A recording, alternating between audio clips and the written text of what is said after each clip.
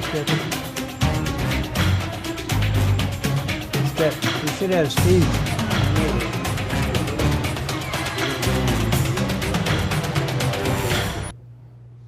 I mentioned it too. Okay. Yeah. Welcome to another fantastic program called What's Up in the City. And usually, if you've watched our programs in the past, we have had the Bella Vista Police Department the chief of police right here in Bella Vista, Ken Farmer. But Ken is out of town today, and he has contacted and found out that Steve Sims, the Bella Vista Fire Department chief, is in town and available. And Chief Sims has not been on our program for a long, long time. It's been a while. And he just has an abundance of information to talk about today, and we're glad you tuned us in. Get your pencils and paper handy because, you know, with all the information that he has to volunteer, you'll want to make some notes because you won't remember it all if you're as old as I am. Steve, welcome to the program. Thanks, Milt. It has been a while. It's been a while since I've been on, so I appreciate you having me on. Well, Thank you. glad to have you here. And I know that when you used to be on the program, you basically had just kind of begun as the fire chief. And now it's been, what, a couple of years or so? Almost 7. 7 years. My goodness sakes. He hasn't changed much. He's still as handsome as he always has been, and still alert. And that's important, I'm sure, in the fire department. That's right. But we do have a number of questions that people have asked, and I've shared these with Steve before the program started, and he's got a well-rehearsed answer already for you. And I think we'll start the first one, because one of the things that has been in the news, or has been in the newspaper recently, is all about the new fire station. And so say a little bit about the progress that's being made with that. Well, as of right now, it has been in the talk, a new fire station within the city limits of Bella Vista. Right now, as it stands, property has been located, and I believe, if my memory serves me right, they're going to be closing on that property Tuesday of next week. The property is located just north of the station here on Highway 279, behind the Village Center, the Highlander Plaza. There is a acreage of land, about 4 acres of land. To the right behind there, is where the station is proposed to go once all the closing costs and all that stuff get taken care of next week.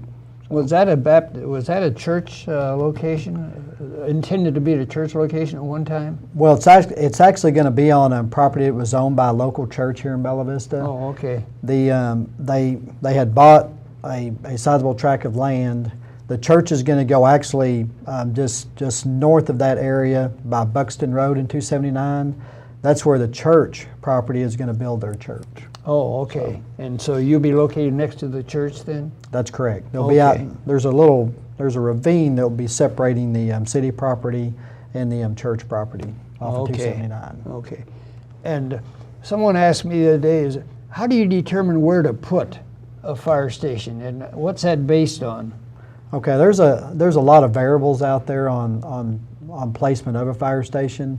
If you look at the insurance services offices, which some people look at that, or some insurance companies look at that when they're looking at residences that are close to a fire station or near a fire station. One of the ways is they like a fire station to be within 1.5 miles of covering 1.5 miles road miles to get good coverage and get good response times to those areas. Mm-hmm. You can look at it like that, or the 5 mile radius on a service company or ladder service company. What we looked at to determine the need for the fire station in the Highland side, which for those that don't realize it or know, the current Highlands fire station, which is out just before you get to the Branchwood Clubhouse or the Branchwood Recreational Center, that fire station is manned with 2 personnel. And 2 personnel is all we can man in that station. It's a small station. It was built for 2 people back in 1986. Well, that, as of right now, that station carries a fire truck and an ambulance. So a lot of times if that fire truck or that ambulance goes, to do something on the air within that, they both travel together. So you may see a fire truck and an ambulance together. They travel together. That way, if there's an ambulance call, they get in the ambulance and they go to the ambulance call. Somebody comes back and picks the fire truck up and brings it to the town center. If they're in a fire truck or a fire call, they both go to that fire call. Oh, So, okay. so if there a fire call, then they would both go to that scene at the time. So that whole Highlands area is only covered by one fire station, actually by 2 people in that fire station. So when they're gone on an ambulance call, it could be a couple hours or longer before that ambulance or that fire protection returns back. So what we did is we looked at where's our needs at in Bella Vista. Where's our need for a fire station in Bella Vista? What would give us the best coverage in the Central and the Highlands area majority of the time? So we started, this has been a few years back, probably before I took chief and especially right after I took chief, we started looking and analyzing the addresses within that response area, either the whole Highlands area that they would cover or areas that were close enough to that fire station to include, or the addresses within that fire station that would include the fire station, this fire station being the closest to those areas. So we sat down and looked at it and said, what would be our greatest response, or what kind of percentages will we knock off the main central fire station or the help in the Highlands fire station if we put a fire station around the Highlands gates? And what we found is consistently that the 4th fire station in that area is going to cover about 25 or more percentage of the calls within the city of Bella Vista. Oh, okay. So that was one factor is there. We looked at it and says, you know, if we got 18% going on the east side fire station, we have 60-something% going over here at the town center fire station. How can we lessen the load on those stations? Well, by putting that station there, we're going to cover 25% of the calls. That's going to make that fire station the second busiest fire station in Bella Vista. Okay. Now, with that, we plan on hopefully housing 3 to 4 personnel at that station, running maybe housing 2 or 3 ambulances out of there, running 2 ambulances out of most of the time. With the current Highlands fire station, making that a fire station only, with a fire truck on that backside that would make the calls on the other side of the lake, and this ambulance would come to that area and transport. That way I'd still have firemen here to make the next call within the Highlands area. Currently we don't have that process right now because everything, if the Highlands station goes out now, it's got to come from the town center fire station, which at times could be anywhere from 18 to 20 minutes out from that town center location, depending on where the call's at. Okay. Okay. So that's how we sat down and determined here in Bella Vista what would be the best use of a fire station in the city. Okay. Does a homeowner's insurance rate go down if they're closer to a fire station? I do know that, after visiting with some of the the insurance companies, one of the factors is how close are you to a fire station and how close are you to a hydrant. Those are how close is your house, how far away from your house is a hydrant, and how far away are you from a fire station. And then there's other factors that go in there. A lot of people say, well, ISO ratings and this and that. Some insurance companies use it, some don't.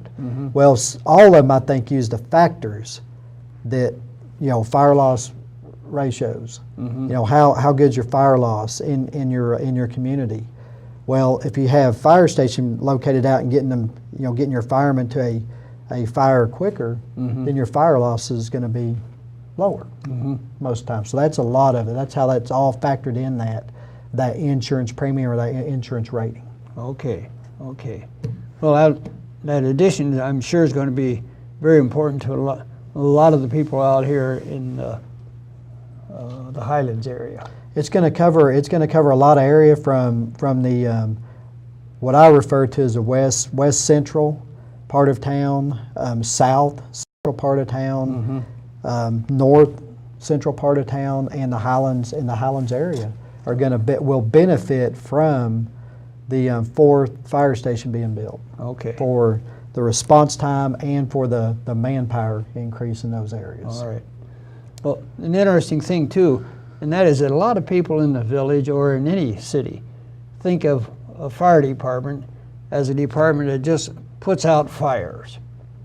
They got a big ladder truck or a big siren, and run out and put out a fire. But I think a misunderstanding is a lot about the other kinds of duties that a fire department performs. So share with the viewers out there a little bit about some of the other things that the fire people do and they're trained to do. That's right. And the same thing with police. You know, people think that all they do is go out and write tickets. Yes, You know, yes. there are other duties that we do as a fire department that kind of works together to do our jobs. And we do put out fires. You know, we are trained. That's one of the levels we have to be trained at to do our jobs. That is correct. We also have a fire investigation division that, and this is, you know, in the fire investigation division, we have a person on shift, or you know, a couple people on shift that are trained in that level to be able to do those, and they work on those after the fire's over with.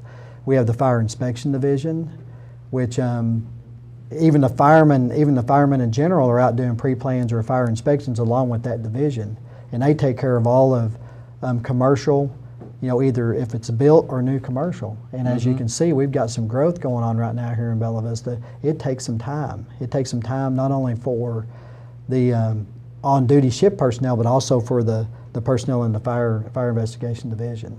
As well as, you know, the fire department, they take care of hazardous material incidents, which we respond to within our city, and we have an area out in the county that the county contracts with us for us to provide that service for them. So that's another branch off there, and we have individuals trained on each shift that can handle those calls, that take care of those calls. All of our members are hazmat operations, but we have some that are specialists and some that are technician level to handle those more high-level calls that might come in. We also take care of auto extrication. If somebody is out here on the highway and they have an accident and they're entrapped, then it's the fire department that actually cuts them out of that vehicle. It's them that goes. It's them with our ambulance, and also our ambulance service is also fire personnel. So their firemen they're cross-trained. They're cross-trained as either firefighter paramedics or firefighter EMTs. So that way they can function at all those levels. If they're not on the ambulance, they're on the fire truck. Well, if they're not on the fire truck, they're on the ambulance. Sometimes we may leave the fire truck sit while we're in our ambulances. So yeah, we do a cross-train there, and we take care of a lot of things. We have Swift Water Rescue Team. We have an inland lake water rescue team, which is part of the Swift Water Rescue Team. They're trained to handle incidences that are on the lake. Let's say we have a boating accident or a car drives off, you know, backs off down into the loading ramp or drives off the dam into the water. We have guys trained and recently trained at an advanced level to get those people out of those vehicles safely. Okay. That's part of our job. They have the equipment and the training to provide that services for the community, for the citizens here. The fire department, we do a lot of additional activities or involvements that a lot of people don't really think about, other than driving the big red trucks up and down the road and putting water on the fire. So and it works out well. We have a very professional, dedicated group of firemen and ambulance, you know, personnel. Excellent, excellent. Can't complain. Well, now, does the fire department, is there an ordinance in the city that requires that if you own a business, that the fire department has to come out and perform an investigation to see if they've got the right adequate kinds of facility to take care of fires and they get the right protection and all that sort of stuff? There's actually, it's an ordinance. It's the Arkansas Fire Prevention Ordinance, code ordinance that they've talked about recently in the city council sessions as well. They've adopted the Arkansas Fire Prevention Code, which Arkansas Fire Prevention Code, for one, new construction, we follow that code either if it's Volume 1, which is the fire department, Volume 2 is building, and Volume 3 is building, because those deal with building and residential structures. There's a code out there, there is an ordinance that we follow that code with new construction, and with current construction, we follow that code by annual inspection. It says they shall be annually inspected every year, and that's to check those types of things in their businesses to make sure that when people come in and out of those businesses, they're safe as they go in and out. And the people who are in those businesses, they're safe while they're in there, and they're alerted when they need to be alerted when there's a fire or a potential fire emergency or a hazardous material emergency. Okay. And you said a little bit about the water rescue team too now. Give a couple of examples. So you talked about a car maybe going off or backing in when they're loading a boat or something. But what other kinds of accidents happen on a lake that would require that rescue team? It could be somebody fell off the dock, Okay. and, submerged or possibly went underwater without being seen. It could be a boating accident. Okay. Where they're out in the lake or up close to the lake or somewhere where we might have to do there's some searching techniques they can do so deep that they can do without breathing apparatus. That could be a situation. Somebody get turned over in the creek. Let's say they're going down to Highway 71, or like we've had not recently, but in the past, we had somebody drive off into the creek by Walgreens. And we had to get that person out of that vehicle.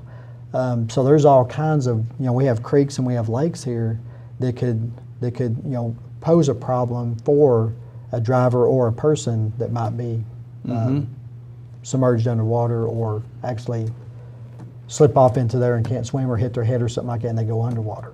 So they're trained to go down and search and sweep to feel for somebody as they come back up. Okay. So that's more than just putting out fires in the village. That's correct. We felt like and we have, I believe there's 9 members maybe on that team. We felt like that with the bodies of water we have and the creeks we have that come through our city and community, we felt like that it was our responsibility to be trained to a level to be able to assist our citizens if they're in need. Okay. Now, if I'm a homeowner here in the village and I'm not really sure if my home is adequately protected with fire extinguishers and a water system and so forth, does the fire department go out and then do an audit or anything like that for a homeowner? We can, and I wish more people would call us on that, because part of that, part of our job for fire prevention and mitigation is going out and helping people that are willingly allowing us in their home to do that. Look at their smoke detectors, see if they have their fire extinguishers, any kind of other safety mechanisms that, rugs or anything like that, electrical cords or extension cords plugged up that shouldn't be plugged up like they should be. We can do that. We have a home safety inspection form that we can go over with the homeowner, go through there and go through their home and say, this is what you can do to improve the safety of your home. Okay. If I'm a homeowner and, with all the storms we have in the area now, people are getting more conscious of having a place to go in case of a tornado or something like that, would I be inclined to call the fire department and say I'm thinking about building a shelter somewhere on my property? Would I call you people for the advice as to where to put it? Well, what would happen in that case, we do have a building division. The City of Bella Vista has a building division department. And all of those, if you're thinking about putting in a shelter, you have to get a permit to do that. So when that happens, and they'll go out and help locate that area, or if not, the contractor that you're dealing with would help locate that area. And we do have a lot of people that are putting them in. A lot of people are putting them in their garages right now. There has to be a permit, and when that happens, then they get the information, location of the house, they get a GPS coordinates on it, and we have a reflective device that we're sticking near those houses that have that. That way, if something was to happen, then we will have the location and identification of that home that has a shelter in place or has a shelter in it. Also, it goes over to our dispatch, and if we go to the area, if it's damaged, then we can say, hey, is there any shelters in that area? And they should be able to tell us that. Okay. So yeah, we've got some of those already in place, and a lot of that is already pre-done through the building department when they call to get their inspection or when they come by and get their inspection. Okay. Or their permit, I guess I should say, inspection or permit. Now, how are the people notified in the village here of a location that they can go to when they don't have some sort of a facility at home that they could seek shelter in? Well, there's really no notification that says, hey, you need to go to this part or this facility. For the most part, if there's inclement weather out there, a thunderstorm or a tornadic thunderstorm, if you can shelter in place, that's the best thing to do. is to get in, get into an area where there's no windows or close to windows. If you have a basement, get into your basement. And if you don't have that, hopefully you have some kind of plan that says, if there's a tornado, I'd go to this area right here, and I would take shelter, or I'd take shelter in this particular area. Okay. I hope one of these days that maybe through some federal funding, if we can, gather that federal funding, maybe placing something close to our areas that, like our trailer courts and trailer housing and things like that, that might provide them a little bit better sheltering aspect in their, in Okay. their trailer. And what department of the city government would be responsible for seeing that happens? For the, For the having a shelter or identifying a shelter for people who do not have protection? I don't know if there's really any department that would do it, but I would hope that we could, on the fire department side, maybe come up with some kind of, grant funding or something like that to be able to provide a shelter for some of those people. Okay. We don't have a whole lot that of that type of housing. Mm-hmm. We have a couple areas within the city that have that type of housing that would require that we would be required to get somewhere else maybe for sheltering. Mm-hmm. Because most of our houses have basements in them. Most of them are built to where they can get into an area where there's no windows. But yeah, that is an issue that's been talked about and it has been voiced for a lot of years on what can we do to protect these people better. Yeah, So, I think of a place like Concordia or the Plaza or someplace like this where the shelter may not be. yeah, and in some of those cases in the Plaza they have a basement below, which that may be a place where they go, and they have an area that they could probably go that's away from some of the windows. Okay. So those are the ones we're talking about. A lot of are the ones that like trailer houses. Trailer houses are not very safe to be in if there's a lot of high wind or tornadic event, and we recognize that. But fortunately, we don't have a whole lot of that here in Bella Vista. Okay. Someone asked me the other day too, is that why do we have different colored fire plugs here in the village? And say a little bit about the purpose of that. Well, the fire plugs are how they're coded here in Bella Vista are what they call the National Fire Protection Association color code. And what it helps us out with is it kind of gives us an idea of what kind of volume of water we might have with one certain plug versus another certain plug. And it starts out with, right now, our if you see a solid black hydrant, which we have a few of those here that might be visible from the road, if it's a solid black hydrant, then that solid black hydrant means there's no water applied to that line. There's no water on it, period. The water stops before it gets to that hydrant. And that's generally in an area where there's no housing or really no need to have to use that hydrant. That's to help slow down some of the water loss within the village or the POA water. If you see a red hydrant, then we know that will flow anywhere from no gallons up to close to 500 gallons a minute. Okay. If we see a red top hydrant, if we have a silver bonnet with a red top on it and red outlets, that's telling us it'll give us at least close to 500 gallons a minute, which that tells me we will have to limit our use of water if we're fighting a fire with that hydrant. Oh, okay. Because it don't take much to go through the 500 gallons when you're fighting a structure fire. The next step up there is an orange top hydrant. You may have a silver bonnet with an orange top on it. That right there, I know it's going to give me anywhere from 500 gallons a minute to close to 1,000 gallons a minute. Well, that tells me on that hydrant that we have a little bit more water to use than the red top hydrant. So that helps with kind of calculating the water flow off that hydrant at a structure fire. Then the green top hydrant, if it's a silver bonnet with a green top, then I know I've got at least 1,000 up to almost 1,500 gallons a minute to fight a fire if I need to. And that tells me I've got plenty of water out here to work with if I'm fighting a routine structure fire. Commercial structure fire might be a little bit differently. And then if we see a blue top hydrant with the silver barrel with the blue top, and we got a few of them here in Bella Vista. That tells me I've got about the max flow of water, which is over 1,500 gallons a minute. Tells me I've got plenty of water to handle most routine structure fires that we have here in Bella Vista.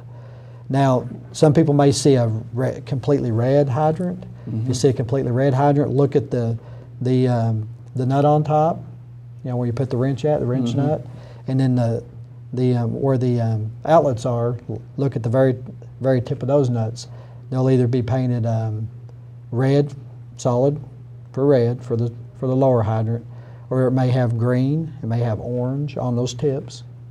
Those were painted several years back by another director of the water department.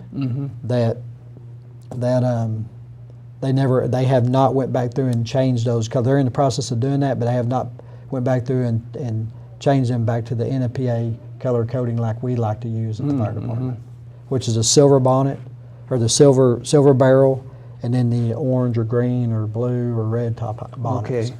Okay. So it all really means something, and there's direct purpose for that. It does. It actually gives the incident commander, if I arrive on the scene, it gives me an ID, and it also gives the pump operator. You know, if he's fighting a fully involved structure fire, he knows basically if he's got this many lines off and they're this size, he knows how much water he's flowing. Okay, kind of give you an example. If we got 2 1 3/4 lines off fighting a structure fire, we're flowing 400 gallons a minute. We're flowing about 200 gallons on each hose. Okay. Well, on a red top hydrant, it's only going to give me up to 500 gallons. Then you don't have much to play with. Okay. So, Okay. Well, Steve, you know, we're sharing a lot of information here today, but does the fire department have the time to go out to different clubs and organizations and make little presentations on the Bella Vista Fire Department? we do. I mean, we still go out. Occasionally we'll get, you know, somebody to say, hey, we'd like to hear about this, we'd like to hear about this. You know, right now it's been the fire station on the west side or the need of the fire station on the west side. And I'm sure we'll probably be going out in the near future on some other things too. But anytime that anybody wants any kind of safety information or safety talk, matter of fact, I gave a safety talk at the Concordia yesterday. Oh, okay. I gave like a 15, 20, 30-minute talk, and then talked a little bit about the fire department, a little bit about the safety aspects that can be that they can look for as well inside their home. So yeah, we're still going out, and we do quite a bit of that. We'll go out and we're still doing fire extinguisher training. We're still doing CPR training throughout the community, as well as ourselves. So we got all kinds of things that are still going out there. As far as the fire department helping the community out. Excellent, excellent. Say just a little bit about if you're going to burn leaves, or if you're going to burn some old dead tree that you've cut down or something on your property. Anytime you start an outside fire on your property, what kind of a requirement does the city have for getting a permit or so forth? Okay, the process here in Bella Vista is what we like to see. If you're thinking about burning anything, for one thing, the only thing you can burn here in Bella Vista is yard waste or wood, or natural wood, and brush and yard waste. That's it. No commercial building supplies, no plastics or household trash. None of that can be burned here in Bella Vista. And one thing I like to remind people to do is, if you want to look at the rules and regulations that the state of Arkansas and the county has, if you go on our website, the city website, and pull up the Fire and EMS division, there's a section on there where you can look at control burns and what you can and can't burn, and it lists that in there, and it puts the statutes there, either county or state statutes, on why you can't do that, and what the offenses are if you're found, if you're written a ticket for it, and so forth. But yeah, it's only yard waste and brush and leaves and things like that that we allow here in Bella Vista. So what happens is, we hope that the person calls our dispatch or calls the fire department. They call the fire department. We're going to relay them over to the dispatch. If there's not a burn ban, which you can see by if you're driving down in front of the Central Fire Station on 340, Highway 340, or if you're coming out of the Highlands area by the Highlands gates, or if you're going towards Metfield or coming out of Metfield area by the Metfield station, there's signs that says burn ban, no burn ban. We still want, even though it says there's not a burn ban, we still want the people to call us, because there may be a wind advisory, burn ban going on. So with that, we're probably not going to let them burn because of the wind or the gust of wind or whatever we might be having at the time. But there's really no permit process. They call us. We take their information down. We advise them no burning after dark. We advise them that you need to have a water hose handy. You need to have it cleared out around the pile or the where you're going to burn your debris. All that needs to be done. And if we happen to get a call, like last night I got a call of some people burning, we'll go out and check it out. If it's bothering a neighbor, then we'll ask them to put it out. Okay. Well, I guess part of your best advice I heard here just now was that if you're going to burn something, call the fire department and just double check. That's correct. Yes. Okay. Well, Steve, we've covered a lot of information today, and I just want to invite you to come back more frequently because there's a ton of questions I'm sure we've stimulated as a result of today's visit, and I'll look forward to seeing you in the near future. Thank you. Any one minute or half a minute advice you want to give to the viewers out there? I just want everybody to stay safe, and if you need anything from the fire department, fire and ambulance service, feel free to give us a call, and we'd be more than happy to help you out with whatever we can, and any questions we can answer if we need to. Yeah, I was just going to say, a lot of times it's like an encyclopedia of knowledge if you call the fire department when you have a question regarding a fire or the safety of your house. We'll do everything we can to make sure we answer the question correctly, and if we can't answer it correctly at that time, we'll research it, find the information, and get back to you. Yeah. And the nice thing that I always remember about the fire department is if they don't have an answer, they know a resource that you can turn to. That's right. And they'll give you some good guidance. And with that, we want to thank you for tuning us in today. And if you have a question in the future that you'd like to have us ask the fire chief or the police chief, give us a call here at the Bella Vista TV station, 855-4040, and leave it on our answering machine, and we'll be sure to ask it on air. Thank you for tuning us in today.